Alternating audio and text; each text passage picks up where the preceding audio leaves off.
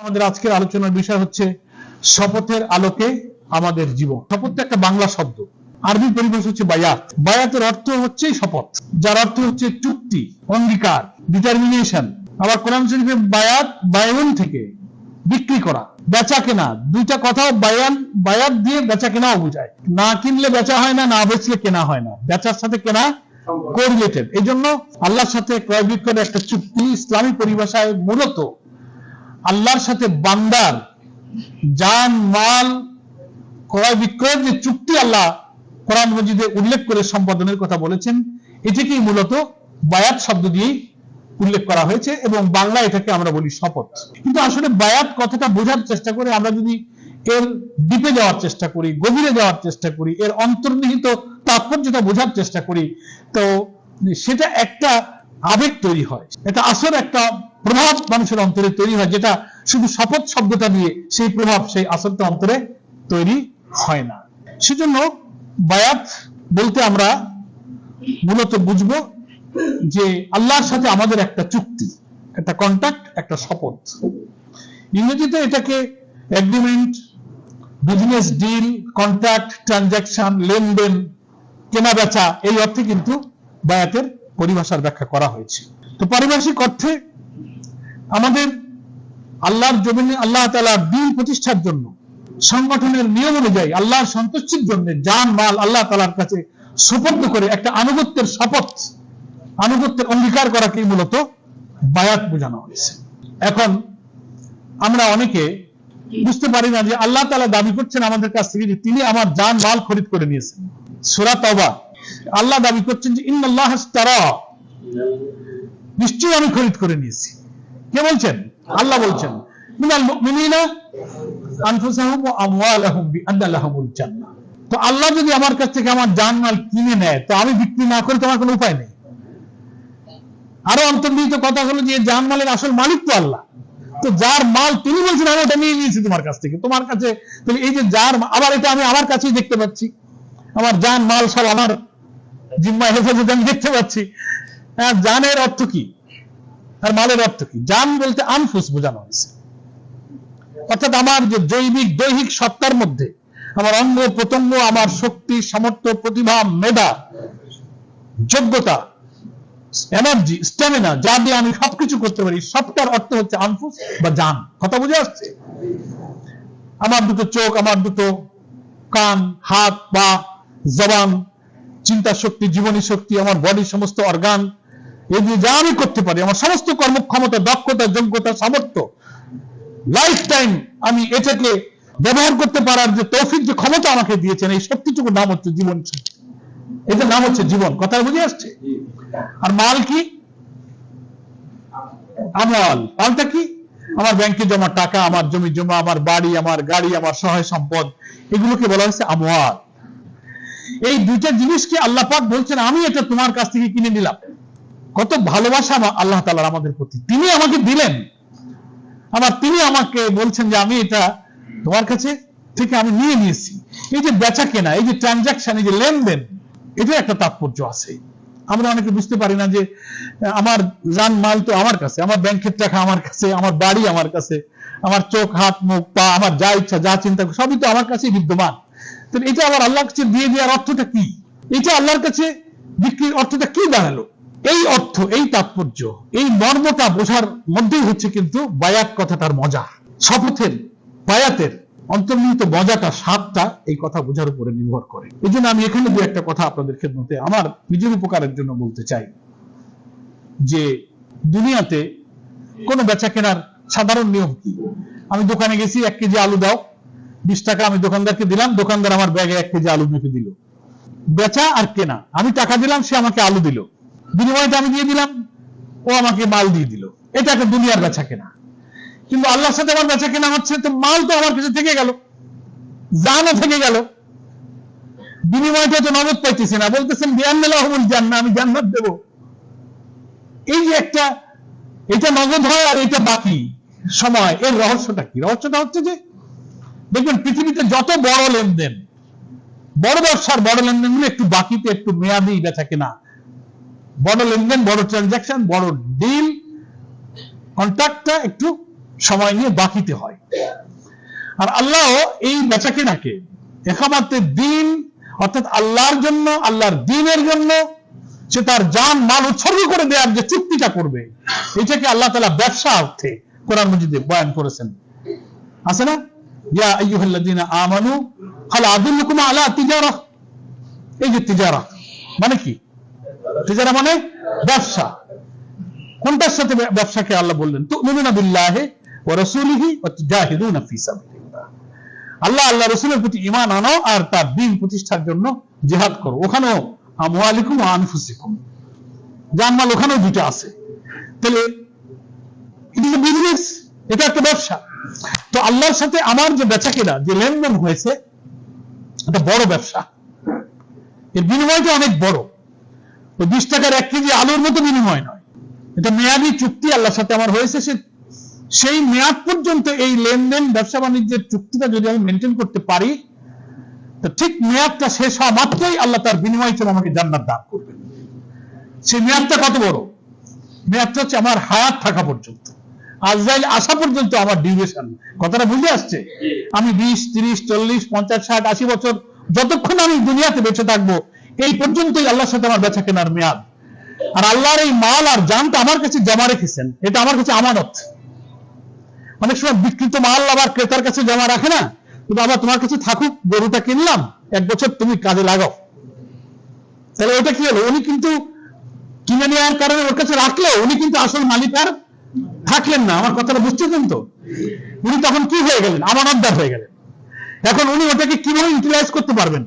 মূল মালিক যেভাবে শর্ত দিয়ে তাকে জমা রেখেছে, ওইভাবে গরুটাকে যদি তিনি ব্যবহার করতে পারেন, তাহলে ক্রয় বিক্রয়ের চুক্তিটা, আমানতদারিটা ঠিক থাকলো। পয়েন্টটা ক্লিয়ার হয়েছে? ঠিক তেমনি ভাবে মহান রব, এই জানেরও মালিক তিনি, মালেরও মালিক তিনি। তিনি আমার কাছে দয়া করে রেখেছিলেন, নিয়ে আবার বলছেন যে তোমাকে আমি ভালোবাসি, তোমাকে এর বিনিময়ে একটা উত্তম পুরস্কার আমি দেব। তো আপাতত 60, 70, 80 বছরের জন্য তোমার কাছে জমা থাকুক, আর আমি কিছু নিয়ম কানুন, শর্ত, কন্ডিশন, প্রি কন্ডিশন দিয়ে দিলাম। এই সীমার মধ্যে তুমি আমার এই আমানতটাকে যদি হায়াত থাকা পর্যন্ত ব্যবহার করতে পারো, ব্যয় ব্যবহার ভোগ করতে পারো, তার বিনিময়ে তখন আমি মেয়াদ যখনই শেষ হবে, এটা তো বড় ব্যবসা, নগদ লেনদেন দরকার নেই, তোমাকে অনেক দেব। তাই এই চুক্তিটা রাখতে পারো কিনা আমি একটু আজরাইল আসা পর্যন্ত একটু টেস্ট করবো, তুমি আমানতদারিতার পরিচয় দিতে পারো কিনা। যদি পারো, আজরাইল আসা পর্যন্ত যদি প্রমাণ হয় যে না তুমি আমার সাথে আমানতদারি চুক্তি ঠিক রাখতে পেরেছো, বিআল্লাহুল জান্নাহ, তখনই আমি জান্নাত দান করবো। শর্ত সাপেক্ষে বিনিময় পাওয়া যাবে। এই পরীক্ষায় আল্লাহ আমাকে ফেলছে। তবুও আমাদের একটু বুঝতে কষ্ট হয় যে তাহলে সেই চুক্তিটা কেমন? সব তো আমার কাছেই, আমার চোখ, আমার হাত, আমার টাকা, ব্যাংকে, আমার জমি ফসল সব আমি খাই। দিয়ে দেওয়া অর্থটা কি? অর্থটা হচ্ছে এই, খুবই সহজ। আমি যদি ছোট ছোট উদাহরণ দিয়ে আমরা বুঝার চেষ্টা করি, যে ধরুন এই দুটো চোখ, এটাও তো জীবনের অংশ, নাকি বলেন? আনফুসের অংশ হচ্ছে চোখ, দুটো হাত, দুটো পা, জবান দিয়ে কথা বলতে পারি, আমার কান, আমি বুদ্ধি চিন্তা করতে পারি। সমস্ত জীবনী সত্তার মধ্যে আল্লাহ তাআলা যে তৌফিক, যে ক্ষমতা আমাকে দিয়েছেন, এটাকে বলা হয় আনফুস, জীবন, জান। তো এইটা ব্যক্তির অর্থ কি? আমার এই দুটো চোখ আল্লাহ তাআলা আমাকে দিয়েছেন, এই চোখ দিয়ে আমি দেখতে পারি। এই চোখের আসল মালিক কে?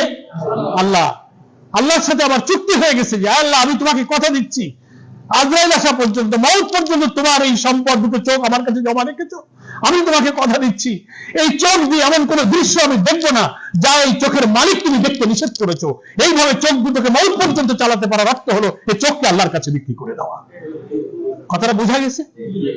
এই জবানের মালিক আল্লাহ তুমি, আমার কাছে তুমি কথা বলার এই জিহ্বা, এই জবান আমাকে দিয়েছো। এই দিয়ে আমি মাকে মা বলে ডাকি, স্ত্রীকে ডাকি, সন্তানকে ডাকি, বন্ধুদের সাথে ডেকে হৃদয়ের তৃপ্তি জুড়াই। আমি তোমাকে কথা দিচ্ছি মউত পর্যন্ত তোমার সাথে আমার চুক্তি হয়ে গেছে। তোমার দেওয়া এই জবান দিয়ে এমন কোন কথা, এমন কোন শব্দ, বাক্য উচ্চারিত হবে না যা এই জবানের মালিক তুমি নিষেধ করেছো। এভাবে মউত পর্যন্ত জবানকে ব্যবহার করতে পারার অর্থ হলো এই জবানকে আল্লাহর কাছে বিক্রি করে দেওয়া। তোমার দুটো কান আমার কাছে জমা আছে, এই কান দিয়ে এমন কোন কথা আমি শুনবো না, গান, বাদ্য, মিথ্যাচার, অনাচার, পাপাচার, কোনো কিছু আমি শুনবো না যা এই কানের মালিক তুমি নিষেধ করেছো। তার অর্থ হলো এই কানকে আল্লাহর কাছে বিক্রি করে দেওয়া। আল্লাহ এই দুটো হাত তোমার, আমার না। এই হাতের মালিক তুমি, আমার কাছে 80 বছর 60 বছরের জন্য জমা রেখেছো। আমি তোমাকে কথা দিচ্ছি, কবর পর্যন্ত এই হাত দিয়ে এমন কোনো কাজ হবে না, মানুষকে কষ্ট দেব না, হারাম পথে যাব না, জুলুম করব না, মানুষের উপরে অত্যাচার করব না, পাপ কাজ করব না, এই হাতকে তোমার ইচ্ছা মতো ব্যবহার করব। তার অর্থ হলো এই হাতকে আল্লাহর কাছে বিক্রি করে দেওয়া। দুটো পা আল্লাহ তোমার আমাকে দিয়েছো, এই পা দিয়ে আমি কোথাও এমন হেঁটে যাব না, কোন অন্যায় কাজে, কোন জুলুমের কাজে পাকে ব্যবহার করা হবে না। এই পায়ের মালিক তুমি যা করতে নিষেধ করেছো, এই পাকে আমি সে কাজে লাগাবো না। মওত পর্যন্ত কথা দিচ্ছি, আমি এই পাকে এভাবে ব্যবহার করতে পারার অর্থ হলো পাকে আল্লাহর কাছে বিক্রি। আল্লাহ তুমি আমাকে একটা মেধা দিয়েছো, ব্রেন, জ্ঞান, বুদ্ধি, বিবেক দিয়েছো। আমি বলতে পারি, লিখতে পারি, আমি গাইতে পারি, আমি তাফসীর করতে পারি, আমি চিন্তা, গবেষণা, বুদ্ধি, প্রতিভা আমাকে দিয়েছো। পৃথিবীর অনাবিষ্কৃত মহাকাশের রহস্য আবিষ্কার করতে পারি। আমি জ্ঞান বিজ্ঞান বুঝেছি। তোমার এই মেধা দিয়ে এমন কোন গবেষণা, এমন কোন বিজ্ঞান, এমন কোন চিন্তা, বুদ্ধি, লেখা, বক্তব্য, প্রতিভার বিকাশ আমি ঘটাবো না যা এই মেধার মালিক তুমি নিষেধ করেছো। মেধাকে এমন ভাবে মওত পর্যন্ত চালাতে পারার, কাজে লাগাবার নাম হচ্ছে এই মেধাকে আল্লাহর কাছে বিক্রি করে দেওয়া। ঠিক তেমনি মালের অবস্থাও তাই। আল্লাহ তুমি আমাকে 2 বিঘা জমি দিয়েছো, ব্যাংকে 2 লাখ টাকা আছে, একটা বাড়ি আছে, আমার সম্পদ আছে, আমার গাড়ি আছে। এর আসল মালিক আমি নই, এর মালিক তুমি। লিল্লাহি মা ফিস সামাওয়াতি ওয়া মা ফিল আরদ। আসমান জমিনের সব সৃষ্টিকর্তা, সবকিছুর মালিকানা কার? আল্লাহর। তা আমার না। এই মালটা তুমি আমার কাছে জমা রেখেছো, আমি আমানতদার। আমি তোমাকে কথা দিয়েছি 80 বছর 60 বছর পর্যন্ত তোমার রাখা এই মাল এমন কোন কাজে ব্যয়, ব্যবহার, ভোগ হবে না যা করতে তুমি নিষেধ করেছো। এমন ভাবে আমার সমস্ত মাল সম্পদকে ব্যবহার করতে পারার অর্থ হলো আমার মালকে আল্লাহর কাছে বিক্রি করে দেওয়া। আমরা বুঝতে পারলাম? এই চুক্তিটা, এই শপথটা কি সহজ? বলেন সবাই, খুব কঠিন। আমি তো আমার জন্য চিন্তা করে দেখি যে আমার 24 ঘন্টার মধ্যে আমার চোখ প্রতি মুহূর্তে আল্লাহর সীমার মধ্যে থাকতে পেরেছে, আমার কান আল্লাহর হুকুমের মধ্যে থাকতে পেরেছে, আমার হাত, আমার পা, আমার মেজাজ, বুদ্ধি আল্লাহর সীমা অতিক্রম করে নাই। 24 ঘন্টার গবেষণায় বারবার আমি আফসোস করি, লজ্জিত হই। শয়তানের ওয়াসওয়াসা, নফসে, পরিবার, পরিজন, সমাজ, রাষ্ট্র নানান ভাবে আমাকে আল্লাহর সাথে এই চুক্তি থেকে আমাকে খেয়ানতের দিকে নিয়ে যেতে চায়। বারবার লজ্জিত হই, আফসোস করি, তওবা করি, অশ্রুসিক্ত হই। আল্লাহ রাসূল সাল্লাল্লাহু আলাইহি ওয়াসাল্লাম এজন্য বলেছেন, নবী হয়ে তিনি প্রতিদিন 100 বারের বেশি ইস্তেগফার করতেন, ক্ষমা চাও, কারণ আল্লাহর সাথে কৃত চুক্তি ভঙ্গ হতে থাকে। তাই একটা মানুষ মওত পর্যন্ত আল্লাহর সাথে তার এই যে বেচাকেনা লেনদেন হলো, এটার নাম হচ্ছে বায়াত। সে আল্লাহকে কথা দিয়েছে, এ বড় লেনদেন, বিরাট ট্রানজাকশন হয়ে গেছে। আমি যদি মওত পর্যন্ত এটা করতে পারি, তো আমার জীবন যখন শেষ হবে, আজরাইল যখন এসে যাবে, এই বাকিতে বেচা কেনার বিনিময়টা আল্লাহ পাক সাথে সাথে আমাকে দিয়ে দেবেন। বিআন্না লাহুমুল জান্নাহ। এই 60-70-80 বছরের চুক্তি রক্ষার পরীক্ষা, আমানতদারির পরীক্ষা, জিম্মাদারির পরীক্ষা আল্লাহ আপনার আমার কাছ থেকে নিচ্ছে। দ্যাট ইজ কল্ড বায়াত। এবং যদি আমি এই পরীক্ষায় উত্তীর্ণ হই, দুনিয়ার সমস্ত শয়তানি, ওয়াসওয়াসা, নফসের উস্কানি, সমস্ত চ্যালেঞ্জকে মোকাবেলা করে শেষ পর্যন্ত এই চুক্তিটা রক্ষা করে আমার জীবন, আমার চরিত্র, আমার নৈতিকতাকে পরিচ্ছন্ন পবিত্র অবস্থায় আল্লাহর কাছে যাইতে পারি, তখন আল্লাহ পাক আমাকে জান্নাতের সুখবর দিয়েছেন। এই মেয়াদ পর্যন্ত আল্লাহ এই পরীক্ষা করবেন। কোরআন মজিদে সূরা আরাফের মধ্যে সম্ভবত আয়াতটা আল্লাহ পাক বলছেন, আল্লাযিনা তাতাওয়াফাহুমুল মালাইকাতু তাইয়্যিবিন ইয়াকুলুনা সালামুন আলাইকুম উদখুলুল জান্নাহ বিমা কুনতুম তা'মালুন। কোন মুমূর্ষ মৃত্যু পথযাত্রী ব্যক্তি যখন জান কবজ করা হবে, তখন ফেরেশতাদের একটা টিম, ফেরেশতা মণ্ডলীর কিছু অংশ, মালাইকা বহু বচন বলা হয়, মওতের সময় ফেরেশতারা আসবে, যখন এসে যদি তাকে তাইয়্যিবিন, পবিত্র পায়। তাইয়্যিব মানে পবিত্র। এই তাইয়্যিবিন তাফসীরের মধ্যে শুধু দেহ আর পোশাকের পবিত্রতা নয়, চরিত্রের পবিত্রতা, নৈতিকতার পবিত্রতা, আখলাকের পবিত্রতা, আমানতদারির পবিত্রতায় মওতের সময় ফেরেশতা এসে যখন আমাকে তাইয়্যিবিন পাবে, পবিত্র পরিচ্ছন্ন পাবে, যে আল্লাহর সাথে আমার কৃত অঙ্গীকার চুক্তিগুলো আমি ফ্রেশ রক্ষা করতে পেরেছি, যেখানে আমি বিচ্যুতি ঘটেছে বোঝা মাত্রই তওবা করে কান্নাকাটি করে ইস্তেগফার করছি, জীবনটাকে পবিত্র করার চেষ্টা করেছি। আল্লাহ বলছেন, এই তাইয়্যিব অবস্থায় এসে যখন আমাকে আল্লাহ ফেরেশতারা পাবেন, ইয়াকুলুনা সালামুন আলাইকুম, তারা এসে বলবে আল্লাহর তরফ থেকে তোমাদের উপরে শান্তি বর্ষিত হোক, তোমাদের উপরে সালাম, উদখুলুল জান্নাহ, এক্ষুনি তুমি জান্নাতে প্রবেশ করো, বিমা কুনতুম তা'মালুন, এক্ষুনি জান্নাতে প্রবেশ করো যে আমল তুমি করে এসেছো। 80-70 বছরে তুমি আমানতদারি যে পরীক্ষা দিয়েছো, যে আমল তুমি আল্লাহর কাছে দেখিয়েছো, আল্লাহ খুশি হয়েছে, আল্লাহ তোমাকে সালাম দিয়েছেন, সালামুন আলাইকুম উদখুলুল জান্নাহ, এক্ষুনি তুমি জান্নাতে প্রবেশ করো। তাহলে আল্লাহর সাথে আমার চুক্তির ওয়াদা পূর্ণ হয়ে গেল। ওই যে আল্লাহ তাওবাতে বলেছিলেন বিআন্না লাহুমুল জান্নাহ, ওখানেও জান্নাত, আমার এখানেও আল্লাহ সেই একই আমার বিনিময়টা। দোকানদার 20 টাকা পেয়ে গেছিল আলুর বিনিময়ে, নগদ না, বাকির মেয়াদে আমি যখন আমানতদারির পরীক্ষায় যখন পরিচ্ছন্ন পবিত্রতা দেখাতে পেরেছি, তখন আমার মৌতের সাথে সাথে আল্লাহ আমাকে জান্নাতের সুখবর দান করেছেন। এটার নাম হচ্ছে বায়াত। এত অন্তর্নিহিত বায়াতের স্বাদ, এত মজা শুধু শপথ কথাটা দিয়ে কি হয়? শপথ কেন বলি? শপথ এই জন্য বলি, এই যে আল্লাহর কাছে আমি জানমালটা বিক্রি করে দিলাম, কথা দিলাম যে তোমার সীমার নির্দেশনার বাইরে আমি যাব না, কিন্তু মানুষের পক্ষে এই চুক্তির উপরে টিকে থাকা খুব কঠিন। চারটেখানি কথা না, মুহূর্তে মুহূর্তে চুক্তি ভঙ্গ হয়ে যেতে চাচ্ছে। সেই জন্য রাসূল আকরাম সাল্লাল্লাহু আলাইহি ওয়াসাল্লামের জীবদ্দশায় আল্লাহর নবী তার সঙ্গী সাথীদের এই শপথটা নিতেন, বায়াত। সূরা ফাতহার মধ্যে আছে না, হাতে হাত দিয়ে বায়াতের দোয়ানে, মক্কার বিজয়ের আগে, আকাবাতে, বিভিন্ন সময় আল্লাহ রাসূল বায়াত দিয়েছেন। কি নিয়েছেন? তো কোরআন শরীফে আছে, সময় কম, সেদিকে বিস্তারিত আমরা যাচ্ছি না। আল্লাহ বলছেন যে তোমরা যে হাতে হাত রেখে শপথ করলে, ওই হাতের উপরে আমার হাত ছিল। সুবহানাল্লাহ।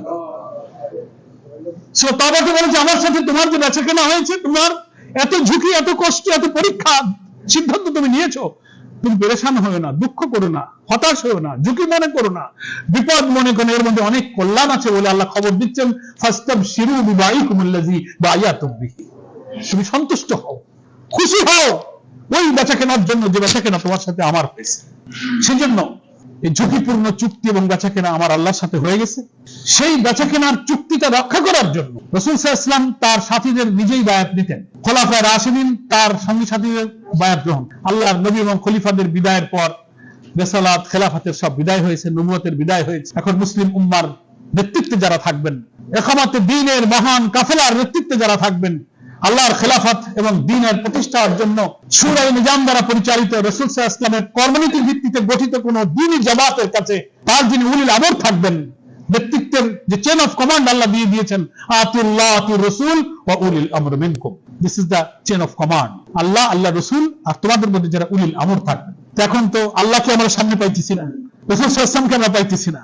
আসল বিক্রি তো আল্লাহর কাছেই করেছি, কিন্তু অন বিহাফ অফ অলমাইটি আল্লাহ, আল্লাহর তরফ থেকে আল্লাহ রাসূল এবং উলিল আমর যারা থাকবেন, ইকামাতে দ্বীনের জামাতের যারা আমির থাকবেন, কর্তৃত্বশীল থাকবেন, পরিচালক থাকবেন, তাদেরকে বলা হয়েছে উলিল আমর। তাদের মাধ্যমে আল্লাহর কাছে জানমাল সুপর্দ করার এই অঙ্গীকার করে একটা শপথ নিতে হবে। মূলত এই শপথটা হচ্ছে আনুগত্যের শপথ, যে আল্লাহকে আমি যে বেচাকেনা করেছি, আমিরের কাছে আমি ওয়াদা করছি, আমির আল্লাহর তরফ থেকে তার প্রতিনিধি হিসেবে আমাকে টেক কেয়ার করবেন, আমি ভুল করলে ধরবেন, চুক্তির খেলাফ হয়ে গেলে শাসন করবেন, রুকনিয়াত মুলতবি করবেন, সাসপেন্ড করবেন, মুহাসাবা করবেন, সংশোধন করবেন, কন্টাক্ট করবেন, কাফারা করবেন, আমি লজ্জিত হব, তওবা করব। এই যে সংশোধন করার প্রক্রিয়ার মধ্য দিয়ে আমার বেচাকেনার এই চুক্তিটাকে ঠিক রাখার জন্য ইকামাতে দ্বীনের উদ্দেশ্যে গঠিত কোন জামাতের আমিরের কাছে আনুগত্যের একটা শপথ করতে হয়, আল্লাহর কাছে বিকৃত জানমালের চুক্তিটা রক্ষা করার জন্য।